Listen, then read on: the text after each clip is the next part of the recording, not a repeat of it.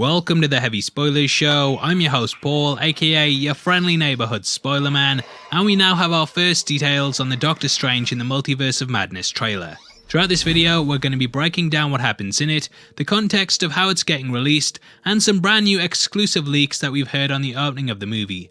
Full spoilers ahead, so if you don't want anything ruined, then you've picked the wrong video, hey? Make sure you hit the thumbs up button, and also don't forget to subscribe for our breakdown on No Way Home when it releases. With that out of the way, thank you for clicking this. Now let's get into the Doctor Strange in the Multiverse of Madness trailer.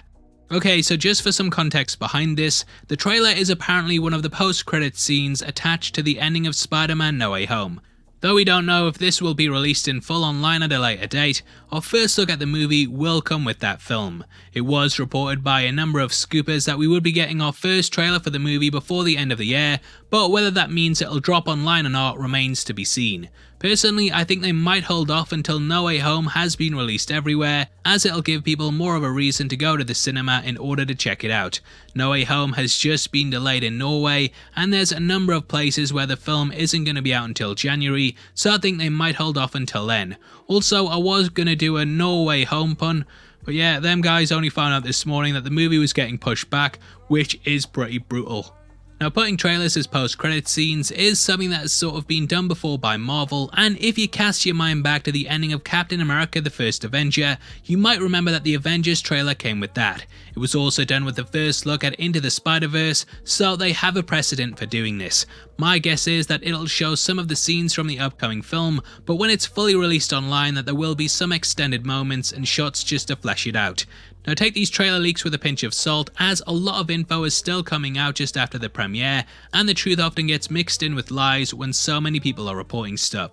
However, there are a number of reliable things that have been released that I want to touch on first, and that is that Strange Supreme will be back. He's meant to be in this first look, and though we aren't 100% sure whether this is the version that we met in What If, it does seem likely. When we last left him, he was inside his destroyed reality, guarding over Killmonger and Infinite Ultron, so potentially he got sick of that and decided to seek out more power. Now, I absolutely love the idea of Strange fighting a darker version of himself from the multiverse, and as we know, this one has already somewhat defeated a brighter version, so it just builds upon that. Gargantos will also apparently be in the teaser too, and though many reports stated that it was Shuma Gorath who would be in the movie, it's actually this giant squid instead. Now, if you've been paying attention to the leaks on the movie, then you might have seen last week that a LEGO set was released that confirmed this. According to the reports coming out after the premiere, we'll see Gargantos throwing a bus at Strange at one point, which is meant to be a really cool action scene. From the plot leaks that we've heard on the film, Gargantos will attack New York, and Strange, Wong, and America Chavez will have to go head to head with it.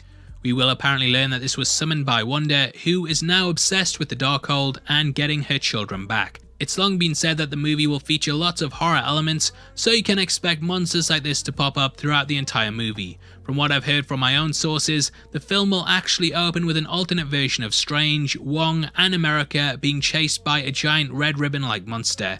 America will escape this dimension as her powers are based on the multiverse, and just in the same way that Strange can open portals in his reality, she can do the same across every dimension.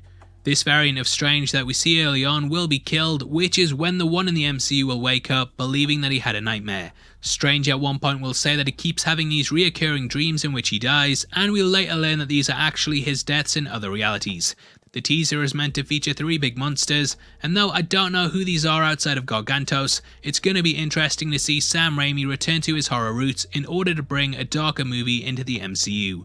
According to the most recent trailer leaks, America Chavez will bring up H.P. Lovecraft, the horror author, who Strange says he's not really a fan of. Well done there, mate, you've just avoided getting yourself cancelled.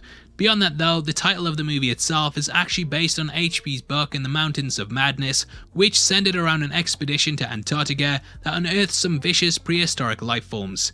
Now on top of this, we also get confirmation from this teaser that Wanda will be the big bad in the film.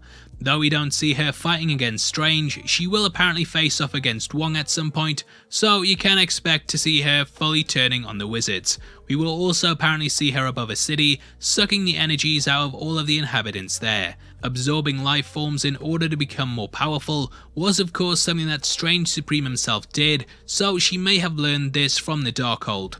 Honestly, I love the idea that both these characters will be in the film, as they do share a lot of similarities. Much like Wanda, he turned to a power that he didn't fully understand, and I think having these two featuring in this movie makes a ton of sense. It also gives America someone to face off against, as she can go head to head with Wanda, while Strange faces off against the darker version of himself.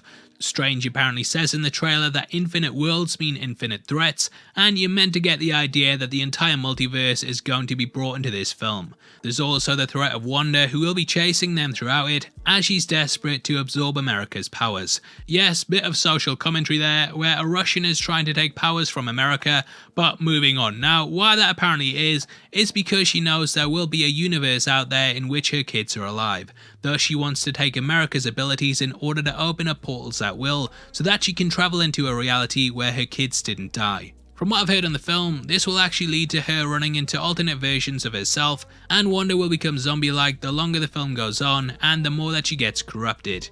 Now, other shots include Strange in outer space and also a medieval world. Whether the former is the Dark Dimension, we don't know, but it's good to see that there's going to be a lot of different time periods and worlds. Sam Raimi already visited the medieval times in Army of Darkness, and I hope that we get lots of nods to his other works in this film. Either way, that's all the info I could find on the trailer, and I'm really excited to see it when I go watch No Way Home. I think it's a smart idea to kind of play this at the end of the movie, as it gives people more of a reason to go to the cinema. From what I'm hearing, No Way Home is absolutely incredible, and I can't wait to watch it. This trailer is just the cherry on top at the moment, and knowing it's going to be attached to the film has got me so hyped. I can't wait to see Strange Supreme back, and watching Wanda become more and more of a threat sounds absolutely incredible.